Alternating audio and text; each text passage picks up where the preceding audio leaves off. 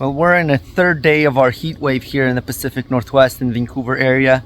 And overall, I think our garden is doing pretty well. It's holding up pretty good.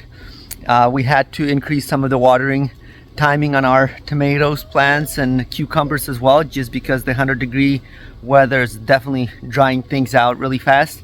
But I want to show you today a little bit also about our irrigation system that we have in the garden here.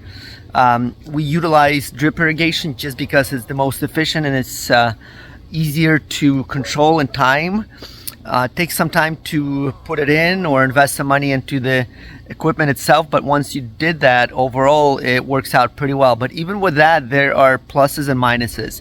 So I want to show you one of the main drips that we use in most of these beds here, except the raspberries and the rows in the back.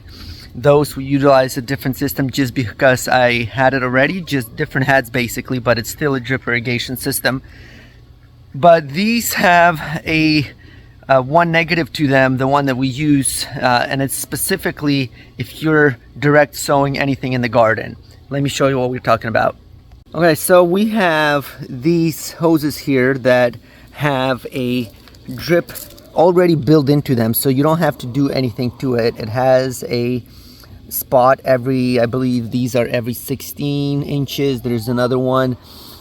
Basically all you do is you connect these to your water supply, put them on a timer, and they will drip out of these little spots whenever you set them up.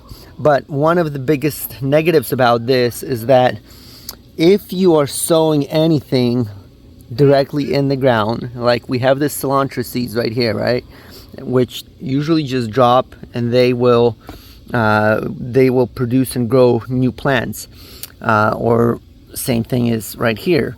But what happens is they will not get any water on them, and if you want to direct sow something, you have to spend time either hand watering it or putting a secondary line with a different head that will actually put water on top of the seeds and top of the water so they can grow out faster. There is ways of doing it. One of the ways is what we have here in our raspberries, and basically in our raspberry plants we have these little things that are put in here, and they basically just spread probably about 16 inches in each direction. You can see the ground is moist, and we have them. There's another one, there's a third one right there.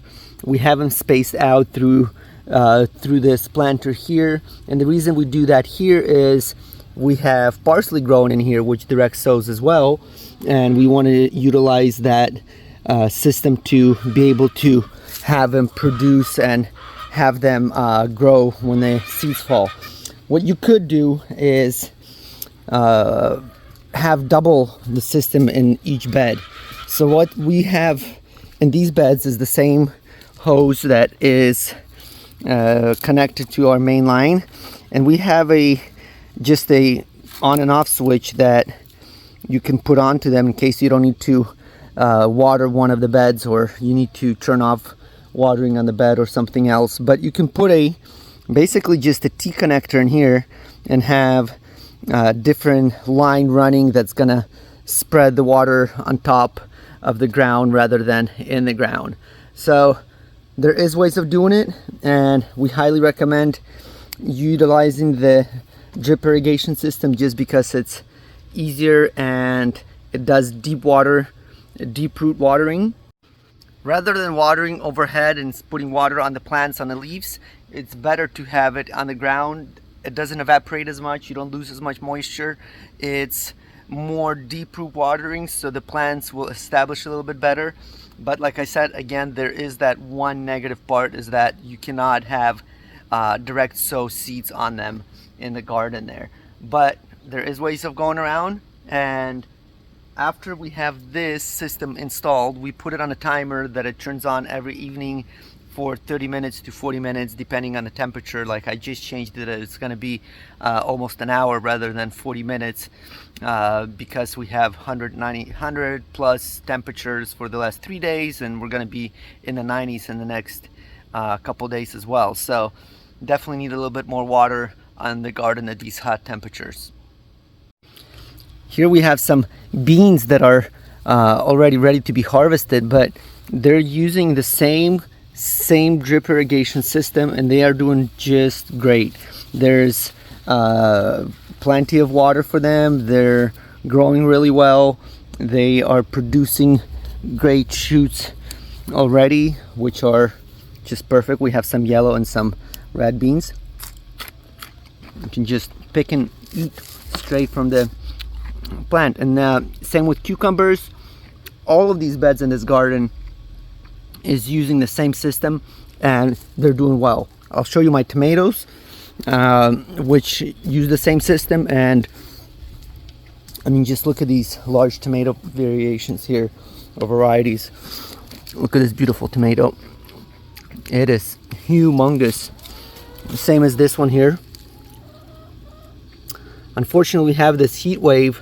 I'm afraid that it's going to damage some of the plants that are out on the sun like this. You can see that there's some sun damage on them, but unless I cover them, can't do much about that.